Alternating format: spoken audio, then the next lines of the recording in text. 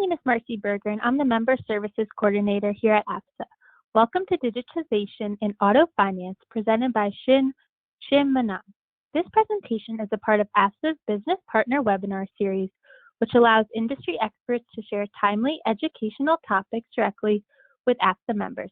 The webinars are designed to provide information that allow AFSA members to more effectively design, develop, and implement strategies for their company's success. For more information about the series or how to become a presenter, feel free to reach out to me following today's webinar. A few housekeeping notes. To ask a question, use the question box on the side of your screen. The slides and recording of today's webinar will be available later today on AFSA's website in the Webinar Resource Center. Finally, you'll receive a survey after the webinar is over. Please take a moment to complete it. Your responses help us fine-tune the program so we can target the issues that are important to you. A bit about our presenter. As White Clark Group's EVP of Product and Business Development, Shim is responsible for sales and consulting and product development in the Americas. Shim's team is frequently called upon to provide industry's best practice and to guide clients through system and process design, resulting in the most advanced, secure, and automated functionality available in loan origination technology. During his time at White Clark Group, Shim has been involved in successful client projects across China, Portugal, Italy, the UK, Canada, and North America. Shim is passionate about food, football, and politics. He is also married and has a love for travel. Now I'll turn over to you, Shim. Thank you. Thanks for the introduction, Marcy. Hello, everybody. Hope you're doing well today on this beautiful Thursday here in Toronto, that's where I'm based out of. And without any further ado, we will get right into the presentation. Marcy's already told you a little bit about me. Just from a responsibility perspective, I guess, I work with White Clark Group. We are a end-to-end provider of retail finance technology for automotive, consumer, and floor plan solutions. And my role within the company is defined around looking after both the product and our business development side for North and South America. But enough about that. We'll get right into the content. All right, so today we're obviously talking about digitization itself. I'm going to walk through and give you my view of what I think it's about. There's quite a bit that you could talk about when we're talking about digitization and auto finance. So I'll be limiting the scope of the discussion to specifically one of the more prevalent processes, which is taking a loan and originating it. We're not going to be touching some of the other parts of it, like servicing and some of the other activity that for digitization that occurs in auto finance around that. I will specifically be using some use cases to describe what exactly we're talking about. We'll end off by doing some goals. And throughout the course of this presentation, actually, we will be throwing some polling up on the screen with the Marcy's assistance. So there's going to be more than one quiz, but think of it more as a poll. We're going to do a few polls for you. All right, so digitization, what is it? And what do I mean by that? My very, very simple definition of it is when you're using technology to automate and speed up, ideally, a very manual process. Now, if you're Googling this, looking online, or reading any of our standard industry publications, it's described as quite a few different things. Sometimes you'll hear it referred to as digitalization, which I think is a bit of a mouthful. Sometimes you'll hear it about digital transformation. I've just simplified all of that, and I'm just calling it digitization. And we used to talk about it quite a bit already before COVID, but as we all know, over the last 12 months or so, things have changed quite a bit. And this process has now accelerated.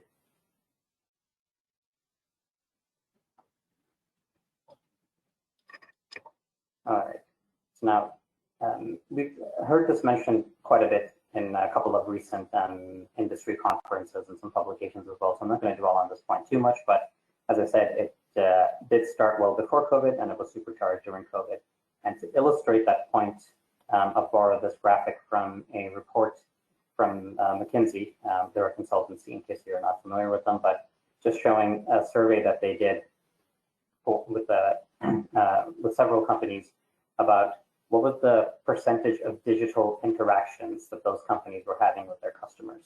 And as you can see from the graph, before 2020, it was rising, but in most cases globally, and I'll point more to North America over here, it did increase significantly in 2020, obviously, because of COVID.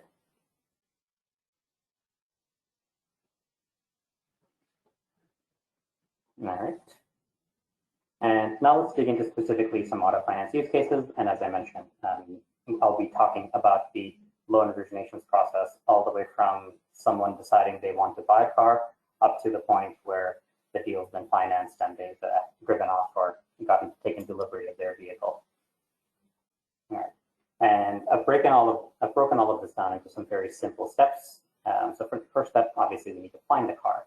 And for doing that, customers are already doing a ton of research for cars online. And there are a couple of surveys out there that show that more than 90% of car buyers are doing their research online.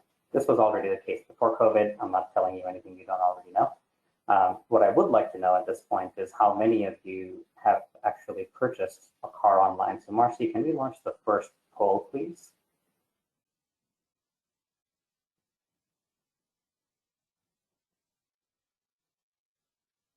I think it's the other one, Marcy, sorry. The one about have you purchased a car online? There we go. So, pretty simple one. Have you bought it online? Yes. If you haven't, but you might consider it for your next purchase, we'd like to know that. Or no, you haven't bought one and if you were to buy one again, it would probably be, and you're probably doing that in person. We'll give you a couple of seconds to vote. I see that we've got a decent number of attendees, so hopefully that poll's pretty interesting. We'll give you about 30 seconds, and then we'll ask Marcy to put the results up on the screen so we can discuss that a little bit.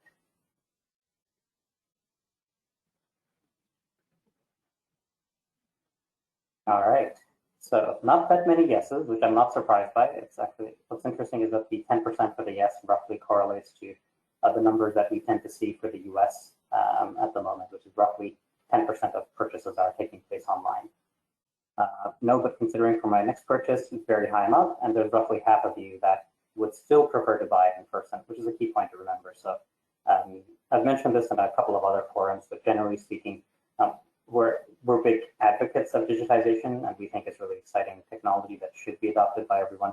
We can't forget the fact that a majority of buyers are still doing their purchasing offline, and if this poll is anything to go by, roughly half of them, even if they have the online option, are going to stick with the offline option and purchase the car in person. Thank you, Marcy. We'll flip back to the slide deck now, please. All right, so next up, we're going to apply for a loan. And I'm going to essentially come at this from two different streams. We'll look at the direct side of things first, where the borrower is applying directly online. And we'll also look at the indirect version of it, where someone is going straight to a dealership and they're not applying for a loan ahead of time online. There is kind of like a hybrid model in between that some providers out there like AutoFi use, which is it's a digital process that begins with a dealership, but it's a hybrid of direct and indirect. I'm not going to spend too much time on that right now. There's just a lot to cover in this brief session.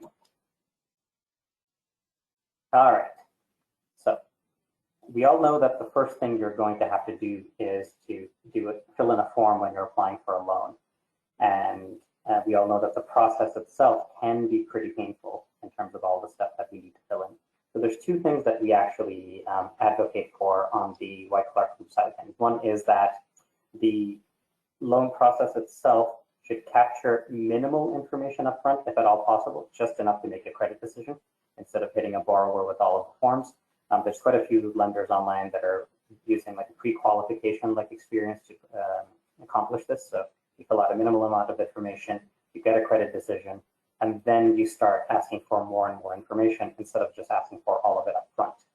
Now, ideally, you've already streamlined your process and you're asking for minimal information up front, but if you haven't already done this, maybe that's something we should be looking at. Now, regardless of whether we're capturing a small amount of information up front or a large amount of information up front, doing data entry online is still very, very annoying. So if you're doing it on your keyboard online, on your laptop, it's not as bad.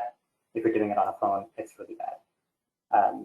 To facilitate this process, we like to advocate for open banking. And if you're not familiar with the term, it's basically a new technology where banks are making banking information available to a third-party application, like if I'm applying for a loan online on carloans.com or something like that. And instead of having to fill the entire form in, what would happen is that I'd get the option of, hey, Shim, you can go ahead and fill in your form here, or you can give us access to your bank, and we'll fill in the form for you. So it's also got quite a few other uses. You can use it to transfer accounts between banks and a lot of non-auto finance related applications, but specifically when we're looking at auto finance and we're applying for a loan, if you're in the direct space, using open banking technology can speed things up quite a bit for the consumer. So that's one of the main benefits from a consumer's perspective. If I'm applying, I don't want to fill in this form. You may already have come across open banking if you recognize this little graphic that I've put up here.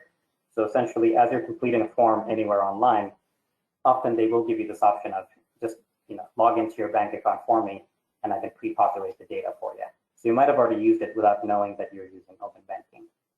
Now, although we do have the benefits of obviously the speed, we have yet another benefit. If you take advantage of this with certain providers, one of them is Plaid. What they can also do is, now that they've gained access to the bank account with the borrower's consent, of course, then they can also verify income. So you can take care of this step right up front instead of trying to do this further on down the process. Now, with open banking, of course, comes privacy and security concerns. This technology is not that common in the US yet, from what I've seen. There was a really great paper published on it by FinTech Partners. If you want to read up further on it, it came out just last week, I think. But generally speaking, the technology originated in Europe, and it's not as prevalent here in North America yet. But we strongly suspect that it will become more and more prevalent. And customers will always have privacy and security concerns. So to get past that, as the technology becomes more prevalent, I think it can be branded in a way that makes people less worried about their privacy and security.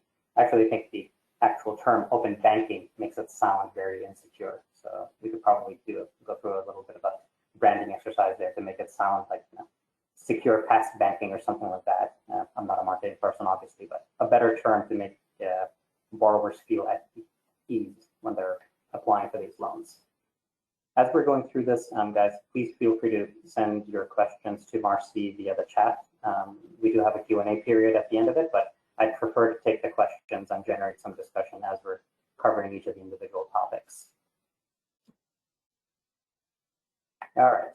Now that we've gone through the step of doing the data entry, which we know we can speed up by digitizing it using open banking, the next step is I'd like to encourage lenders that don't force the buyer, especially for auto finance, don't force the buyer down a path where they have to have their car selected before they can apply for a loan. There's quite a few lenders that are doing this now where they're relying for the pre-approval or the pre-qualification without the car selected. Then they kind of restrict or filter the cars and models that are available to them based on the deal that's happened. So it's not as prevalent as we think it should be, but it is more prevalent now than it was about a year or two ago. So that's another key point to remember when we're trying to digitize the auto finance experience. The next step is the lender is going to make a decision, and they're going to do it, of course, automatically in seconds. I'm not telling you anything new here. That was already pretty standard before COVID, and it's already an industry standard. Now, once the decision comes back, we want to give, at this point, the borrower a chance to finalize the deal. So they may or may not have selected the car. If they didn't select it, let them select it now. Even if they did select it, allow them to play around with the term, the payments, and some of the other variables like a cash down, etc. Because it gives them a lot of flexibility and it allows them to play with it in a way that where they have the freedom to explore something that works for them personally, and they're able to do this without being in a very high pressure situation at a dealership where someone's looking over their shoulder trying to drive them towards one option or the other. So we think it's key that from a direct experience, we give the borrowers the option of doing this. And quite a few of the customer direct online retailers are already doing this today. Their user experience is pretty nifty. A lot of you guys probably come across it. They do this today, but a lot of the traditional lenders are not doing this yet. So we've researched the car, we've applied for a loan, and the next step at this point would be paperwork. But just before we get to paperwork, I'd like to talk a little bit about how we can do a little bit of digitization in the indirect space. Now, imagine if we're going into the dealership instead of trying to do this online. And as we well know, over 90% of people are doing this today, and over 50% of the people that took the poll for this particular webinar would prefer to continue doing things that way. There's still some room for digitization there. So the dealer is, of course, going to submit the application to the lender using DealerTrack, Route 1, CarMax, Credit Union, Direct Lending, whatever facility they're using. The lender will, of course, decision that automatically within seconds, as expected. Now, here's a point where there is a little bit of an opportunity for digitization. And this is more with the dealer in mind as the customer, as opposed to the borrower in the direct situation. So once the dealer gets their callback, ideally you give them several callbacks, not just one, so they have a few options that they can play with. Generally speaking, they're going to try and remodel the deal. We know that they can directly do this in the point of sale system like DealerTrack or Route 1 using either Deal Update or Deal Refresh. So that's an existing option, but it does have a couple of limitations. Sometimes they'll pick up the phone and call the lender to remodel their deal. This is very common in the subprime space. Some lenders are already doing this, and we're big advocates of this, which is the third option: create a dealer digital portal. Lenders will often have a dealer portal built into their website where their dealers can log in, look at incentive plans, look at some metrics for the deals that they're covering. I'm focusing this a little bit more on looking at the progress of the deal that I've just submitted and being able to pick it up and do things with it. And what I mean by that is allow them to go through remodeling the deal or rehashing the deal, whatever you prefer to call it. Let them do that in real time. This has several benefits. You can kind of reduce the headcount with your team that handles this function physically today. You can give dealers the opportunity to do this outside of business hours. And it just adds a ton of flexibility. And you can let them remodel several deals side by side, do a little bit of a compare and contrast, we can figure out how much money they would make off of each of the deals, and select the final one before proceeding. And ideally, sometimes lenders have already built this experience from a dealer perspective. They've already built the digital experience into their website, but you'll want your loan origination system in the background to have the services built in so it can actually handle that for you. And if you haven't already built your own digital experience, then you might want to choose to do that on your own and hook it into your LOS, or you might want to just purchase a pre-packaged one from somebody, but that should still have a level of flexibility where you can white label it and let the user know that they're still with the lender and they're not off somewhere else. So we think that particular part of the experience from a dealer's perspective can be digitized quite a bit. And then once the deal has been approved or the dealer selected the deal they want, once we get to the point of submitting paperwork, we should also create a facility, and this already exists for a lot of lenders, where they can submit their paperwork directly through this digital portal, and they don't have to fax it in, and if they don't want to, they don't have to use e-contracting or some of the other facilities that are available.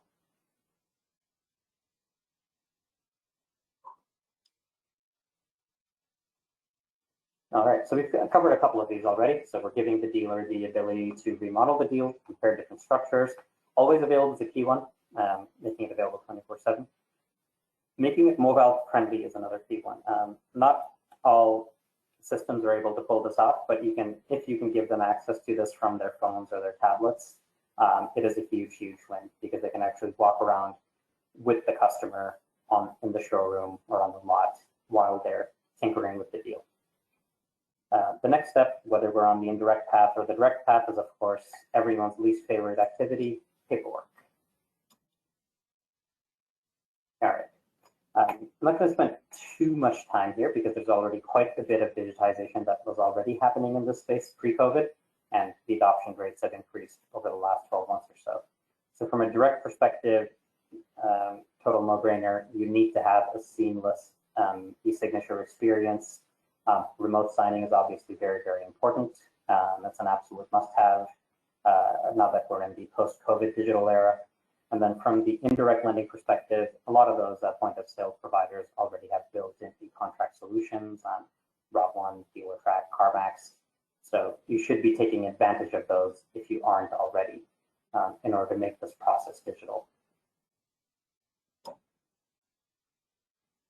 All right.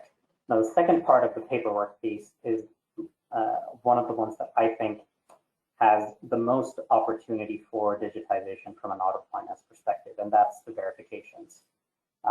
Ideally speaking, we would have done some of the verification right up front with the open banking stuff.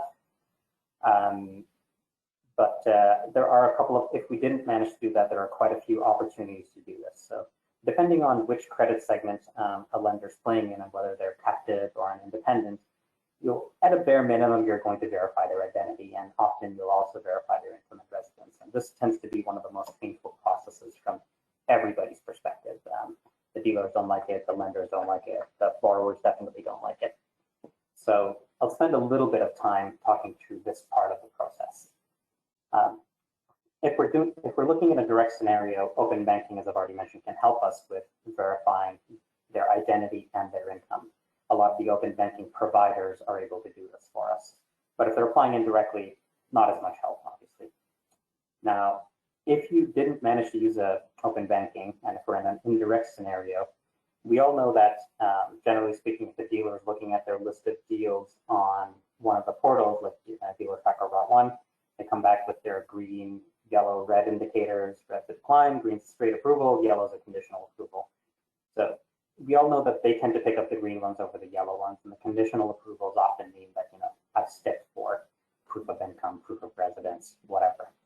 Now, ideally, from a lender's perspective, we're going to send back something that's green, but we also meet the requirement internally to satisfy our risk tolerance where we have verified the identity, the income, or the residence. And a very easy way to do this is by using a verification service. There are tons of them out there. There's Newstar, which does residence verifications. There's the Work Number, which does employment and identity. There's LexisNexis, does a whole bunch of fraud-related stuff that you guys are all, I'm sure, very, very familiar with. There's a couple of other ones out there in the market. White Clark Group often writes about those, and there's some new players in the market that also use machine learning and some really cool technology that includes getting a borrower to take a photo of their driver's license and take a selfie, match the two of them up, and verify the identity. So if you make the experience neat that way, that also essentially just encourages verification. But before I get to the cool selfie stuff, you use one of the verification services, you send whatever data you've collected into the service, they come back to you with either a yes or a no or an indicator saying that, okay, I do believe that Shim, this is definitely Shim Mannan applying. He does indeed live at XYZ Street, and he does indeed work for White Clark and make X $1,000 per year or whatever. These services are all out there. There's quite a few of them, and you definitely should be looking into utilizing these if you can as a part of your automated decisioning process. But ideally, we've done that ahead of time, and by the time we send the decision back to the dealer, it's clean. We've satisfied the internal verification requirements on the lender side, and we're good to go. And if we still need the borrower to interact with it, if it's just the identity piece, then as I mentioned, we can use one of these newer services where we send the borrower a text message, they take a photo of their license and take a selfie, and the verification is automatically done. They don't need to take a photo of their driver's license, send it to the dealer then picks it up and sends it to the lender. We can just avoid that entire process. If we still find ourselves stuck with dealing with physical documents, there are still a couple of opportunities for digitization here. So the first thing that you can do is, as a lender, with the user's borrower's consent, of course, you can send them a nifty text message that they can open up saying, hey, you've got a loan application from lender ABC. We need some verification documents from you. Please submit them here. Open up that link, gives them an opportunity to take photos of their documents. Those documents directly come in and hit your loan origination system. So you kind of make life easier for the dealer a little bit because they're not the ones that have to be out there collecting these documents. Some lenders don't like doing this because they want to give the dealer the responsibility. They don't want to take on the responsibility themselves, but some lenders have actually started using this technology where they just reduce the overhead and they create less work for the dealer, which makes them a little bit happier. Once you've got those documents in-house, ideally what you're not going to do is get somebody on your funding team to manually read through them, verify them, and do some data entry. If they happen to come in through one of the many eDocs providers like Dealer Tracker Route 1C Contracting, DBS, there's several ones out there. Great, you've already got the image and the metadata. But if you got the document directly from the dealer themselves or directly from the borrower, what you can do at this point is use machine learning technology to verify the documents. There's several providers out there that do this. And what they're able to do is take a document, let's say like a pay stub, scan through it, apply their machine learning algorithms to do two things. One is to confirm that the document is legitimate, and second is to read all the data off of it and push it back to the LOS. So you've eliminated the human component and you've actually sped up the process quite a bit. So there's yet another opportunity for digitization when it comes to verifications.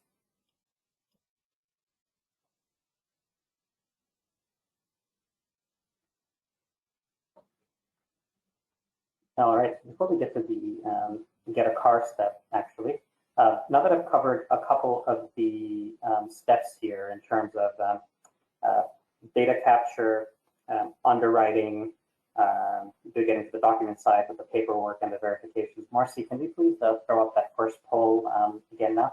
The one that talked about which part of the loan origination process could use the most. Oh, there we go. All right. So it's quite evenly spread all the way across, actually. So it looks like you guys generally agree with me that there's quite a bit that could be digitized from the application, contracts and signatures, and the borrower verifications process. I would have thought it might have been a little bit higher on the verification side, but it's interesting to see the cross section there. Thank you for that, Marcy. All right, so now that we've done all of this, let's get to the fun part, which is just getting the car. This is not something that lenders themselves control. It's obviously controlled by the retailer, but it's just from a borrower's perspective, I've decided I want to buy a car, and until the moment I take delivery, they don't really care too much if they're dealing with the retailer or the lender. So there's quite a few opportunities for creating a better user experience here. So before COVID, picking up at the dealership was quite common.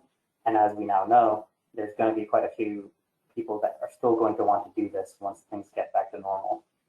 But some of these models were already prevalent before COVID, and I think they, just like with everything else, got supercharged during COVID. So curbside pickups have become very popular. There's been quite a bit of press about how CarMax has adopted this, but there's quite a few dealer groups across the states that have taken on this methodology. And maybe it'll stay after COVID, maybe it won't, but it's just a really neat thing for somebody to be able to just go in there, sign one piece of paper, grab their car, and drive away with it. Some people really enjoy that experience. If you're not picking it up curbside, you could be picking it up from a vending machine, like the ones that Carvana has up everywhere now. We thought this was a novelty thing. It still is a little bit of a novelty thing, but it really made sense from a touchless perspective during the pandemic. And it's also just a really cool thing to do from a brand building perspective, because people are often putting up Instagram stories and photos from when they're walking into their vending machine to pick up their car. I think the one that's picked up the most during COVID is just getting it delivered. Quite a few of the direct-to-consumer providers like Carvana that have got up there, Vroom and Shift, were doing the deliveries already. So that became really popular during the pandemic. And I think that's kind of here to stay even after that for people that just want the low hassle experience. And it's an interesting thing to watch how those numbers tend to tick up during the pandemic. I don't think any of this is an either or proposition, by the way. We think that borrowers should be offered all of these options, and they should get to decide how they want to get their car. I want to pick it up at the dealership after having a chat. I want to pick it up curbside. I want to grab it from a vending machine. Okay, not everybody can offer that. Or I want to have it delivered. So we should be looking at just providing all of these options as opposed to, instead of just sending somebody down one particular path. All right, now that we've covered a lot of those scenarios, what I'd like to talk about are just goals. Yeah, so we know what the problem is. What exactly are we trying to achieve here, other than just a broad goal of we want to increase digitization because we want a better experience for our customer, and also because we want to speed up the process and reduce the cost of it internally. All right, so here's our first couple of goals. So again, I promised I would be stating the obvious some of the time, so this has completely changed the car buying experience. So one of the things that White Cloud Group likes to advocate for is a 100% touchless car buying experience, where the originations process is 100% digital. So they can get their car without interacting with anyone. We know that that's not for everybody, just as the poll from this webinar showed. But for the people that want this, we think that retailers and lenders should be offering this option. So we know that today only 10% of people are buying their car online, and based on this poll, only half of you want to buy it online. But from the broader population, 76% of shoppers are open to the idea of buying it completely online. And I borrowed this particular statistic from Cox Auto's white paper on digitization. Really interesting stuff in there. Check it out. I highly recommend it in case you haven't already.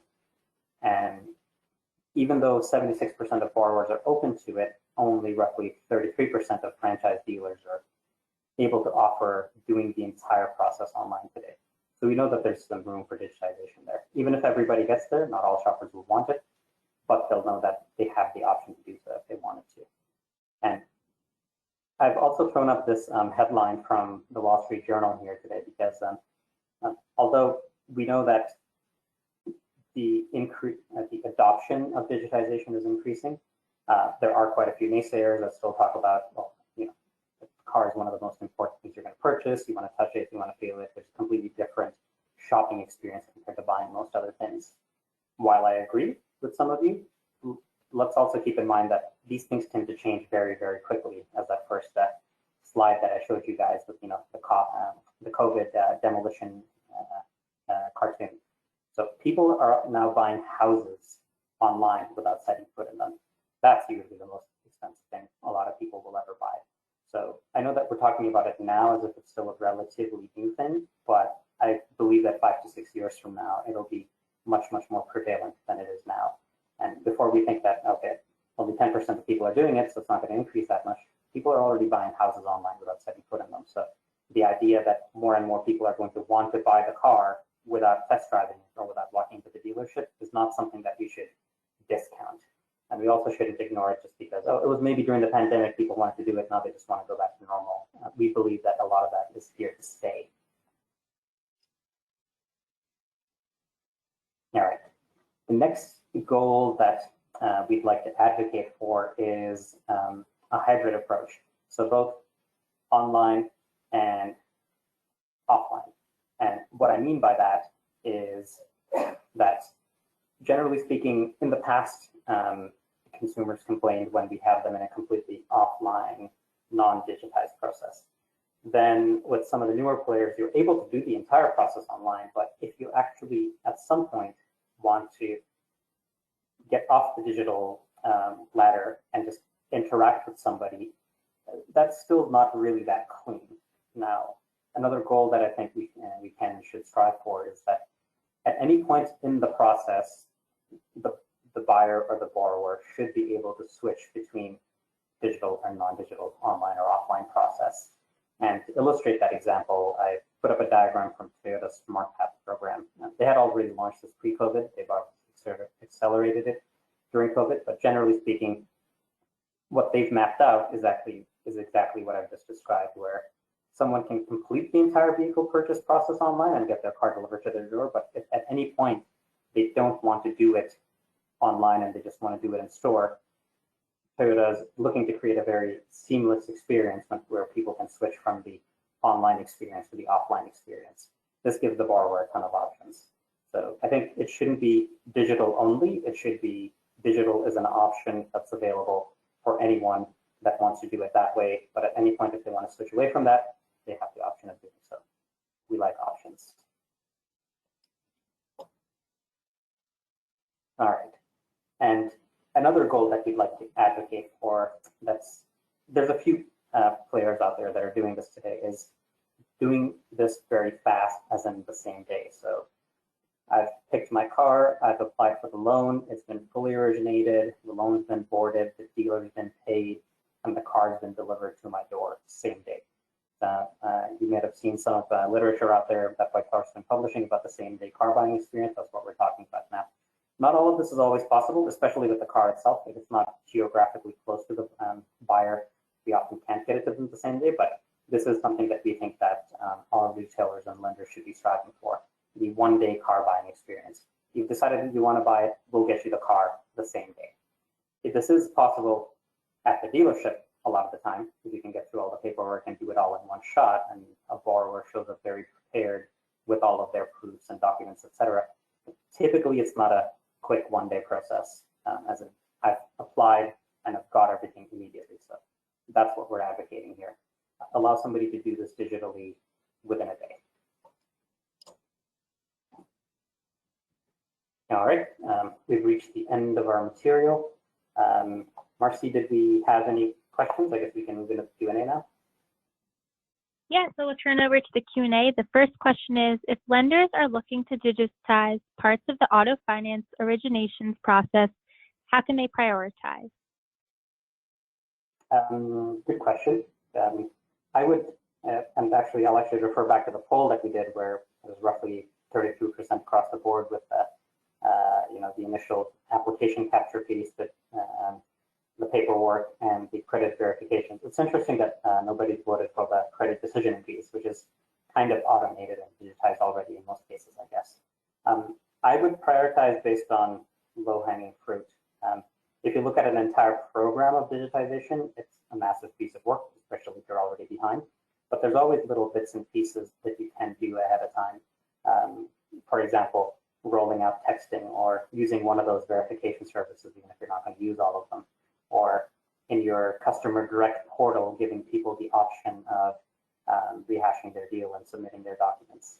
I guess I would look at what I've already got and what is the low-hanging fruit in terms of what we can do next. And ideally, you're working with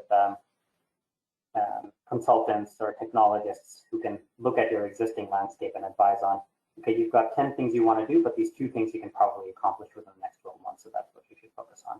So I prioritize based on low-hanging fruit. It's better to gradually roll things out, in my opinion, as opposed to just waiting until all of that's done and releasing this big new digital experience. Just keep rolling stuff out as quickly as you can to just reduce pain points, would be my advice. Great, thank you. Another question is, any commentary on consumer fraud and its rise, especially during the pandemic? Yes, as we all know, it has risen quite a bit. So if you, it's actually interesting. So as you're digitizing and moving more of the experience online, more and more people have the opportunity to take advantage of that. They're not there in person with you. I would say a lot of those verification tools that are available, and they all have their own pros and cons, by the way. Some of them cover certain business scenarios that the other ones don't. So I would pick them wisely. And you may, even depending on the scenario, choose to work with more than one provider. But you should be using one of those verification services because they take on the responsibility and they give you like a score where they'll say that, look, I'm 99% confident that this is the right person. So the best way to reduce fraud in our new digital world is to take advantage of digital tools that detect fraud. And there's quite a few providers out there that do that already. Great, thank you. Another question is, some of these verification services are expensive. Can you share your thoughts on the cost? Fair point. Some of them can be expensive. Generally speaking, if you're, there's quite a, compared to when I first started in this industry about almost 10 years ago now, there's quite a few more service providers out there now than there were before.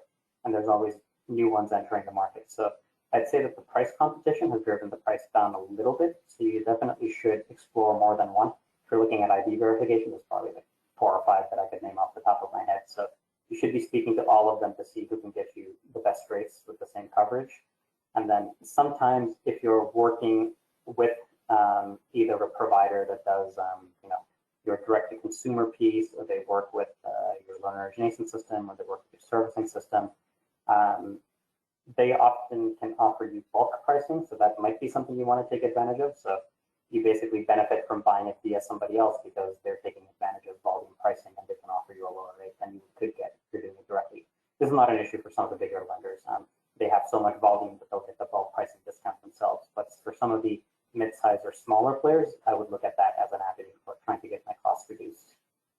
Ultimately, it's worth it though, I think, because you might pay, I'm just going to make this up, $1 per pull or $2 per pull for a particular verification. But I'd also ask you to consider the cost of doing it manually internally by paying somebody to do it and how long it takes them.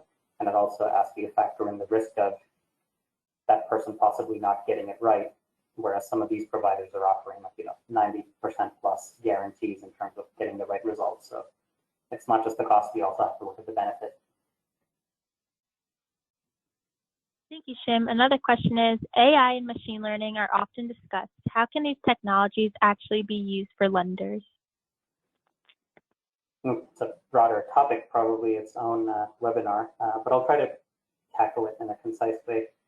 If we're sticking to today's discussion, which is primarily around loan originations, I see two main use cases. One is in credit decisioning with the scoring models.